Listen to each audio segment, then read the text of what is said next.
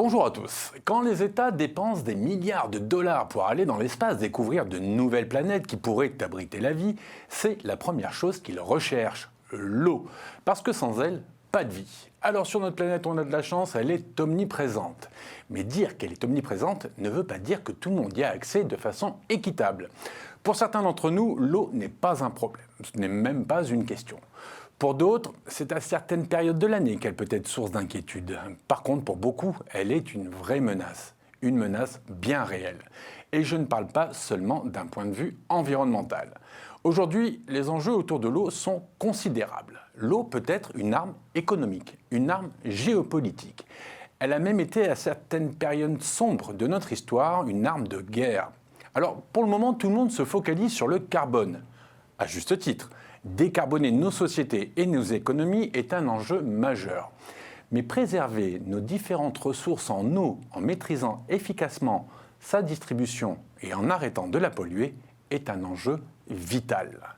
Et ce n'est pas mon invité qui va vous dire le contraire. Et mon invité, c'est vous, Emma Aziza. Bonjour. Bonjour. Vous êtes hydrologue, vous êtes la présidente fondatrice de Mayan. Alors Mayan, j'ai regardé, j'ai lu un petit peu, on va dire que c'est un laboratoire d'idées innovantes pour aider à la lutte contre le réchauffement climatique et aux séquences territoriales, c'est bien ça? C'est ça. L'objectif, c'est de prendre ce qu'on a de mieux dans la recherche et de l'amener directement sur les territoires, de tester ce qu'on peut faire pour adapter et transformer les villes face aux enjeux climatiques. Alors, avant de commencer de parler de tous les problèmes et tous les enjeux et des solutions, une question toute bête, qui va peut-être vous paraître complètement naïve, mais d'où vient l'eau que l'on boit? D'où vient l'eau potable? Comment on dit? L'eau potable? L'eau du robinet. L'eau du robinet, d'où elle vient? Alors, en moyenne, 2/3 vient des nappes souterraines et 1/3 vient des rivières, des lacs ou des masses d'eau. C'est-à-dire, on a 2 types de nappes souterraines. Vous savez, on a ce qui fait le jeu des spéléologues. Ce sont ces sortes de galeries souterraines dans lesquelles on peut aller voir les stalactites et stalagmites, qui sont en réalité des sortes d'énormes gruyères à l'intérieur des pierres. Et en fait, dans ces massifs calcaires, il y a des quantités d'eau extrêmement importantes qui sont retenues. Ça, c'est une forme de nappe phréatique. C'est souvent celle qu'on connaît le plus. On a en général l'idée d'avoir un trou à partir d'un moment donné sous la terre et qu'il y aurait une énorme poche d'eau. Ça ne se passe pas exactement comme ça. L'autre type de nappe phréatique, c'est vraiment celle qui inclut à l'intérieur des grains de sable. Donc vous allez avoir un petit peu comme quand vous prenez un seau, que vous mettez du sable, vous êtes capable de mettre assez d'eau pour finalement remplir le niveau du seau jusqu'à ce qu'à un moment donné, ce soit complètement saturé en eau. Et donc, entre les grains de sable, vous allez pouvoir contenir des quantités d'eau énormes.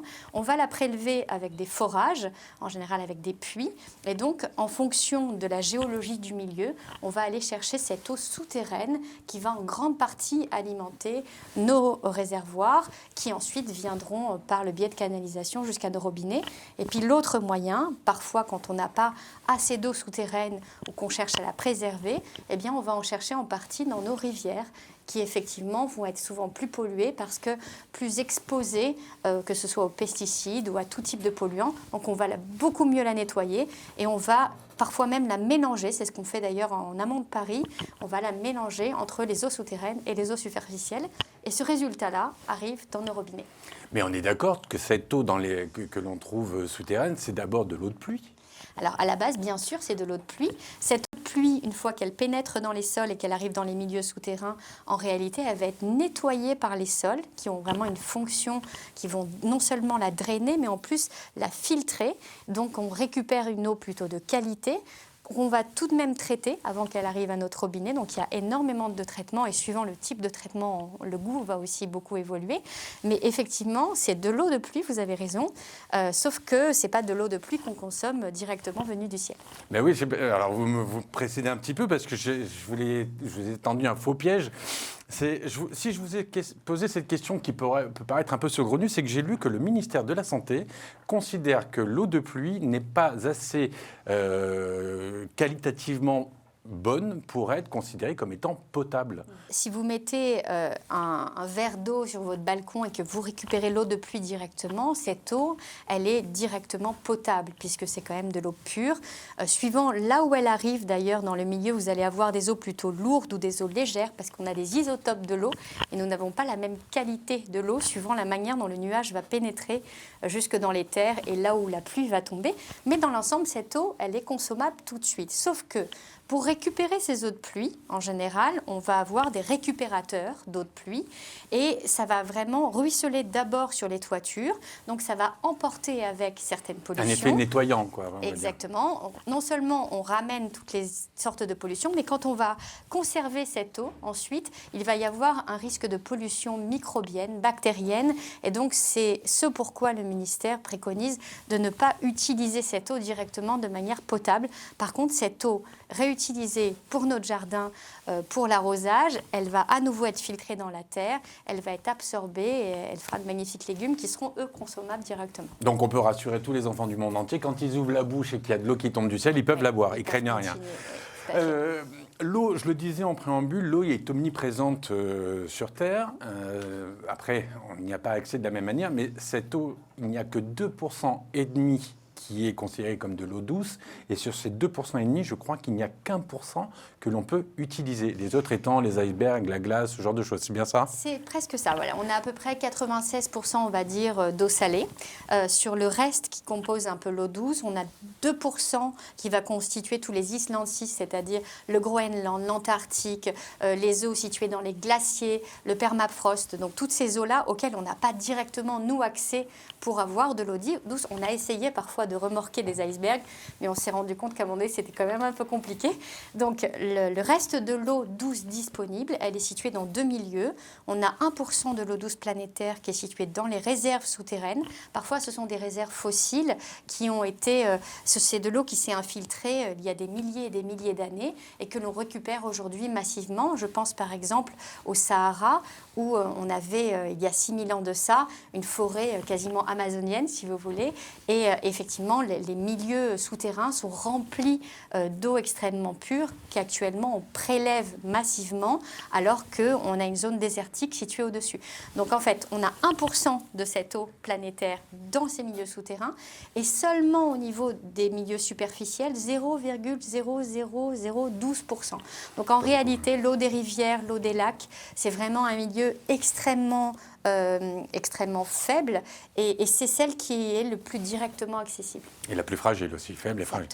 Alors sur ce pourcentage, sur ce 1%, on va rester sur ce 1%, est-ce qu'on a une idée du ratio eau utilisée intelligemment et pour boire, je sais que vous aimez rappeler que l'eau est très utile dans l'énergie, ne serait-ce que pour refroidir les centrales nucléaires. Et quel est le ratio d'eau gaspillée sur ce 1%? On a des chiffres? Ça, c'est un petit peu compliqué. Ouais, tout dépend où est-ce qu'on se situe. Donc, effectivement, ce qu'il faut comprendre, c'est que sur cette eau douce, qui va être l'utilisateur de l'eau? Alors, le premier utilisateur, que d'habitude on oublie d'ailleurs, c'est le milieu naturel, puisque tous les êtres vivants ont besoin de cette eau, que ce soit les végétaux, que ce soit les animaux, ou que ce soit nous, on est tous composés quasiment d'eau, donc on a tous besoin de cette eau-là. Mais quand elle arrive, cette eau douce disponible, on la prend comme une ressource, un petit peu comme le pétrole, et donc vous allez avoir plein d'utilisateurs qui se trouvent autour. Les principaux utilisateurs sont l'agriculture dans le monde. Ça représente quoi? 96% de l'utilisation de l'eau douce est faite pour l'agriculture à travers le monde. Donc, c'est le premier utilisateur de l'eau. Ce n'est pas le premier consommateur au sens où quand les quantités d'eau prélevées sont moins importantes, par exemple, que l'autre principal utilisateur de l'eau qui est l'industrie, sauf qu'en réalité, l'industrie, elle prend de l'eau dans le milieu et elle la rejette. Alors que l'agriculture, toute l'eau qu'elle va prendre, elle va la conserver, elle va être utilisée par les sols et ensuite elle va s'évaporer. Donc c'est une eau qu'on perd, c'est pas une eau qu'on va récupérer dans le milieu un peu plus bas dans la rivière. Donc c'est pour ça que ça en fait le plus gros consommateur d'eau. Donc on a parlé de l'industrie et puis ensuite bien sûr vous avez le milieu de l'énergie parce qu'on a tendance à l'oublier. On utilise souvent la question énergétique comme la question prioritaire du climat.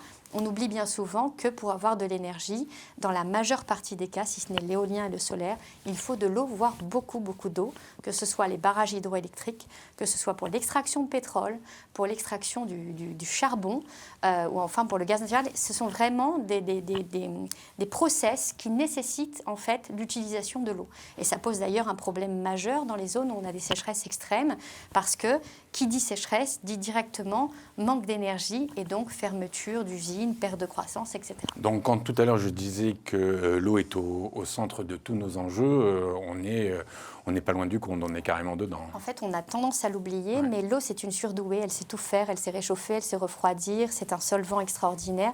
On l'utilise en industrie, on l'utilise bien sûr dans l'agriculture, on l'utilise pour tout, mais tout est composé quasiment à part d'eau. Donc effectivement, elle est tellement centrale qu'on ne la voit plus. Et c'est ça le problème. Justement, par rapport à ce que vous êtes en train de me dire, je me fais la réflexion, je me dis, mais est-ce qu'à votre avis, on prend suffisamment conscience de la mesure des enjeux autour de l'eau ? Je le disais en préambule, tout le monde est focalisé sur le carbone, et à juste titre, puisqu'il faut effectivement décarboner nos sociétés, nos économies. Mais est-ce que ça peut se faire sans la protection de l'eau, sans le stockage de l'eau, sans... Quand je vous parlais tout à l'heure de gaspillage, en fait, la seule eau dont nous, êtres humains, on a besoin, c'est de l'eau douce, de l'eau que l'on peut boire. Toutes les autres eaux, elles peuvent être pas forcément de très très bonne qualité, elles peuvent suffire pour les sols, quand on tire sa chasse d'eau, quand on fait sa machine à laver, quand on nettoie sa terrasse. Effectivement, la première des choses qu'il faut comprendre, c'est que on parle toujours du carbone, et moi j'essaye d'amener une autre voie justement pour dire attention, le carbone, effectivement c'est essentiel, parce que le dioxyde de carbone en soi, c'est un gaz à effet de serre extrêmement important, mais c'est loin d'être le premier gaz à effet de serre, puisque l'eau est le premier gaz à effet de serre sur la planète. On l'oublie, si nous n'avions pas d'eau, nous ressemblerions à la Lune, c'est-à-dire qu'on aurait un gradient de température entre le jour et la nuit qui s'étalerait sur 250 degrés. Donc il faut bien comprendre que l'eau qui se trouve au niveau atmosphérique, déjà, c'est un bouclier de protection extraordinaire que l'on a. Et donc, ce n'est pas anecdotique en tant que gaz à effet de serre. C'est-à-dire qu'on a vraiment 96% des gaz à effet de serre sont de l'eau. 4% correspond à peu près au dioxyde de carbone, et puis ensuite, de manière beaucoup plus minime, tous les autres gaz à effet de serre. Alors pourquoi est-ce qu'on n'en parle jamais ? C'est vraiment une question. Tout simplement parce que l'eau, quand elle va être dans l'atmosphère, elle est instable. Elle ne va pas rester plus d'une dizaine de jours, ça dépend des milieux, ça dépend des contextes, mais dans l'ensemble, maximum quelques semaines, et ensuite, elle va précipiter. Alors que lorsque vous émettez du dioxyde de carbone, le dioxyde de carbone va persister dans l'atmosphère. Le fait qu'il persiste fait qu'on peut le mesurer. On peut mesurer son évolution dans le temps. L'eau, on ne peut pas mesurer son évolution dans le temps, puisque directement, elle est reprise dans une boucle qui correspond à ce cycle de l'eau. Sauf que ce qui se passe aujourd'hui à l'échelle planétaire, qu'il faut comprendre, c'est que on prélève dans tous les milieux souterrains, à l'échelle de toute la planète, dans toutes les nappes, et on va vraiment surprélever de l'eau des milieux profonds. Cette eau, on va la prélever, on va l'utiliser à des fins agricoles, à tout type de fins, et on va la remettre dans l'atmosphère et dans les océans. Et ça a deux conséquences. La première, c'est que ça contribue à la surélévation du niveau océanique, et pas de manière minoritaire, on est entre 20 et 30%, et ça contribue ensuite au fait de rajouter, si vous voulez, des gaz à effet de serre dans l'atmosphère, c'est-à-dire que plus on a d'eau dans l'atmosphère, plus l'atmosphère se réchauffe, plus elle se réchauffe, plus l'eau s'évapore, et ensuite on rentre dans un cercle infernal dans lequel, une fois qu'il y a beaucoup trop d'eau, qu'est-ce qui se passe ? On va avoir des précipitations diluviennes et des inondations dantesques comme ce qu'on est capable de connaître. Est-ce que vous trouvez que la pédagogie autour justement de tous ces problèmes est limpide, fluide pour tout un chacun ? Est-ce que déjà tous les scientifiques ont le même discours ?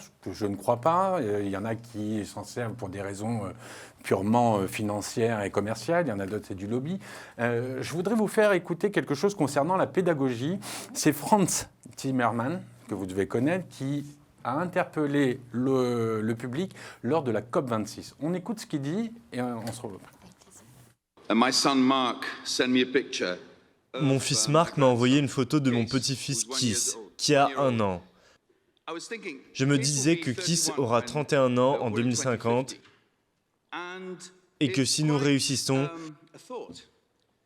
Il vivra dans un monde vivable, avec une économie propre, avec un air pur, en paix avec son environnement. Si nous échouons, et je dis bien si nous échouons maintenant, dans les prochaines années, il se battra avec d'autres êtres humains pour boire et pour manger. C'est la dure réalité à laquelle nous sommes confrontés.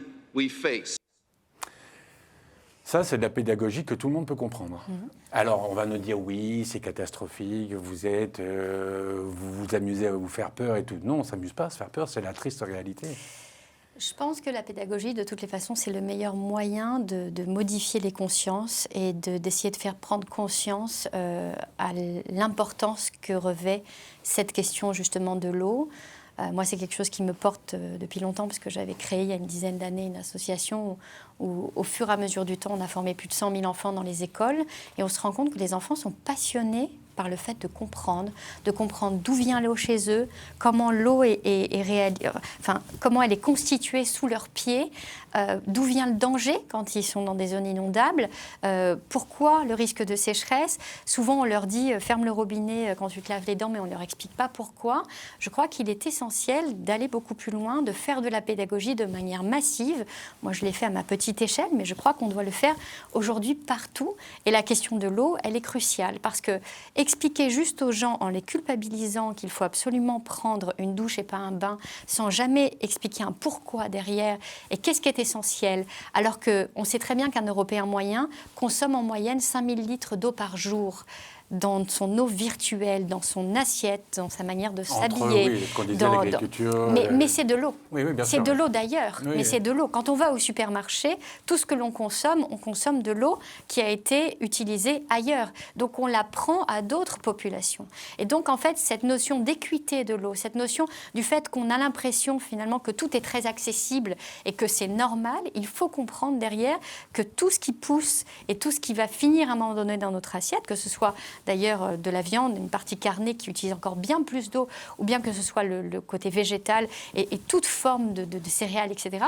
Tout ça a été fabriqué avec de l'eau. 1 kilocalorie, c'est 1 litre d'eau. On a besoin en moyenne de 3000 kilocalories par jour.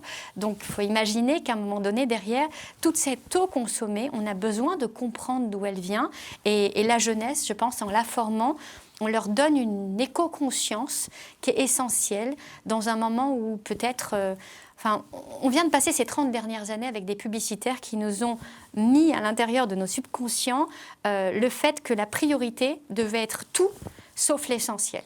C'est-à-dire qu'on devait consommer du temps de cerveau pour telle chose, on devait être à la hauteur en achetant telle chose, en ressemblant à telle personne, etc. Et je crois que l'eau, elle est passée complètement à la trappe. Et donc, ça doit effectivement faire partie de tous nos programmes pédagogiques. Il faut qu'on aille beaucoup plus loin parce que ça nous permet de nous recentrer sur l'essentiel. Parce que quand, à un moment donné, on se retrouvera tout seul avec rien, la seule chose qu'on aurait besoin, c'est de l'eau. Et justement, en préparant l'émission et en regardant et en lisant beaucoup vos interventions, je sais qu'il y a une région du monde qui vous inquiète tout particulièrement, c'est la Californie.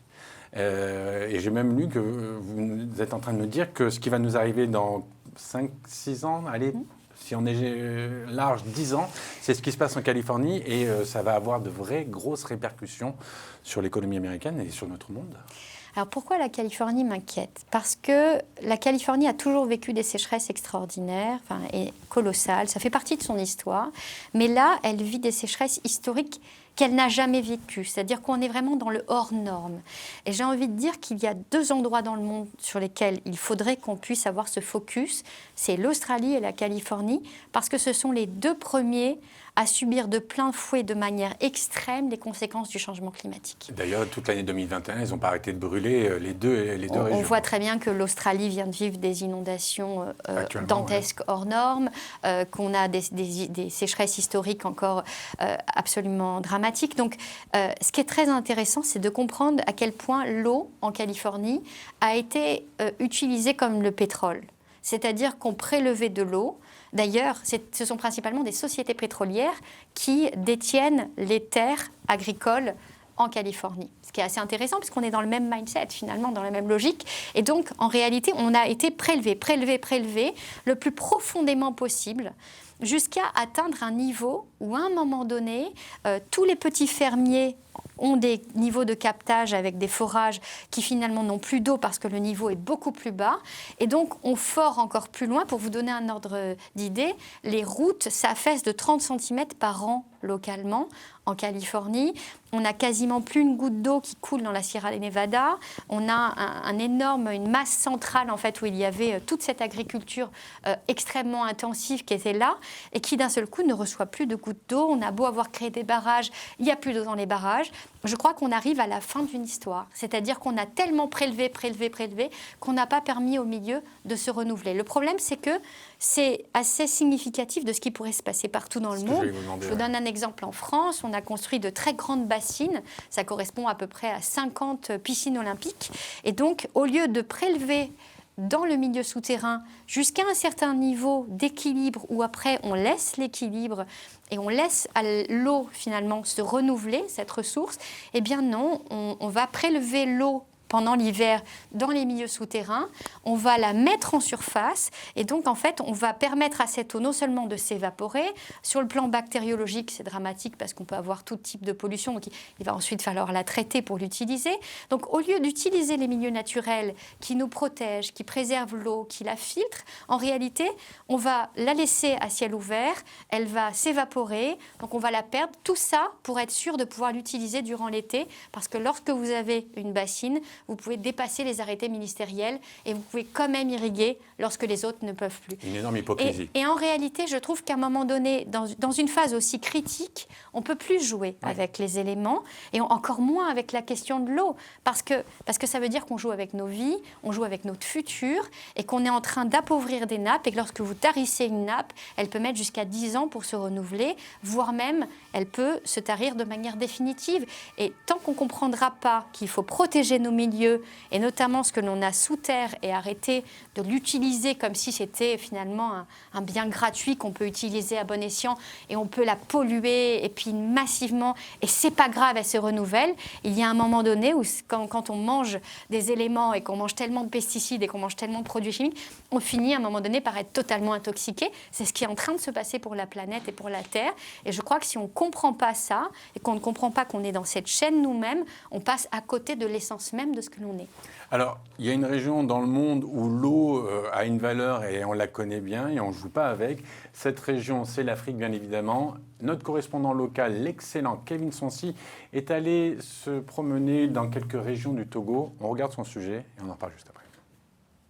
Au lever du soleil, bassine en main, Presse Agonrossou, étudiant en lettres modernes, vient prendre de l'eau.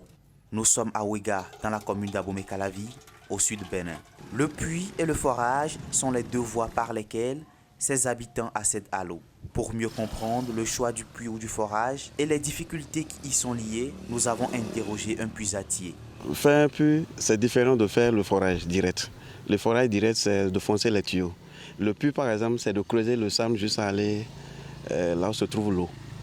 Bon, maintenant, l'eau du puits, c'est propre, mais pour le forage, c'est directement sur la nappe. Avant de trouver l'eau, bon, ici, actuellement, là où nous sommes, l'eau est à 20 mètres. Il y a certaines personnes qui n'ont pas de moyens pour faire le puits ni le forage. Et en ce moment-là, il faut aller à ceux qui ont le forage pour puiser de l'eau chez eux et tu payes. À quelques encablures de Ouéga, nous voici à Zundja, toujours dans la commune d'Abomey-Calavi. Notre caméra a repéré Dame Olive Bessan, de retour bredouille à la maison. Je suis parti là-bas pour aller puiser et les gens là ne sont pas à la maison. Je suis arrivé bredouille sans rien trouver. Oui, on a besoin de l'eau, vraiment. Les distances pour aller prendre l'eau, c'est vraiment difficile. Il y a des handicapés au moins pour puiser l'eau. Il y a des puits qui font des kilomètres et c'est vraiment difficile. Un appel est lancé à l'endroit des autorités béninoises pour venir à la rescousse de ces populations. Comme on a l'habitude de le dire, l'eau c'est la vie. Nous invitons le gouvernement béninois à venir nous assister à ce qu'il fasse des forages dans la zone afin d'alléger un peu la tâche à ceux qui viennent faire la queue ici. Le gouvernement de nous aider et de partager un peu l'eau dans les zones pour qu'on puisse avoir de l'eau. Ainsi se poursuit le calvaire des populations d'Abomey-Calavi pour avoir accès à l'eau en entendant le coup de main du gouvernement béninois. Alors, c'était pas au Togo, mais au Bénin. Kevin Sonsi, notre correspondant, est béninois. Et Maziza, quand on voit ce que vivent les Béninois, on peut se dire que ça ne va pas s'arranger et que eux, pour le coup, ils n'ont pas besoin de pédagogie, ils n'ont pas besoin de chiffres, ils ont besoin réellement qu'il y ait des vraies actions politiques ou une vraie politique de l'eau. Oui, bien sûr qu'ils ont besoin d'être accompagnés. Et il faut effectivement accompagner notamment la question de l'assainissement localement, qui est une vraie question locale, puisque la qualité de l'eau, c'est vraiment le principal problème que l'on a. D'ailleurs, plus on va aller forer loin, plus on risque aussi de retrouver dans des eaux des problèmes d'arsenic qui est aujourd'hui le principal problème au niveau mondial des diarrhées infantiles. Donc on voit que l'eau et la santé n'est jamais très loin, mais j'ai envie de dire que ces populations sont directement concernées, ont conscience des choses. Et celles qui sont peut-être aujourd'hui le plus fragiles, ce sont les géants de l'eau, qui, eux, sont tellement habitués à avoir de l'eau, je pense notamment au Canada et au Brésil. En fait, ils ont des masses colossales, ils ne se sont jamais posé de questions. Effectivement, ils sont regardés comme les plus riches en eau sur la planète. Et ils viennent de vivre des sécheresses extrêmes.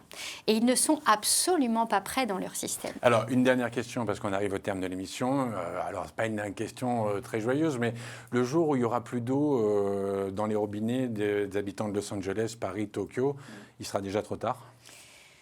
Je pense qu'il sera déjà trop tard. Je pense que certains pays sont mieux lotis que d'autres. Par exemple, ou certaines villes, Paris a d'énormes réserves souterraines, donc elle pourrait tenir 5 à 10 ans de sécheresse. Par contre, c'est plus un scénario de science-fiction de voir que tout le sud, la Creuse, se retrouve avec de l'alimentation en eau 2 heures par jour. On a encore aujourd'hui des villes qui sont alimentées par des camions-citernes et on voit ça en France s'installer de manière graduelle, année en année, année après année. Donc, on voit qu'on Ça ne devient plus une exception, ça devient une habitude presque. Exactement, sauf que effectivement, ça n'arrive pas à Paris. Est-ce que ça arrivera à New York demain ? Sans doute. En tous les cas, ce qui est sûr, c'est que les 2 zones qui se réchauffent le plus dans le monde, c'est l'Arctique et c'est l'Europe. Donc c'est l'Amérique du Nord et l'Europe qui vont être les zones sur lesquelles les températures sont de manière graduelle en train d'évoluer le plus fort. J'ai envie de dire, dans d'autres zones, dans des pays plus équatoriaux, on est déjà habitué à vivre ces extrêmes-là. Et je crois que l'homme est capable de s'adapter. On est capable de vivre dans les toundras, dans les déserts, mais à condition qu'on nous laisse ce temps d'adaptation.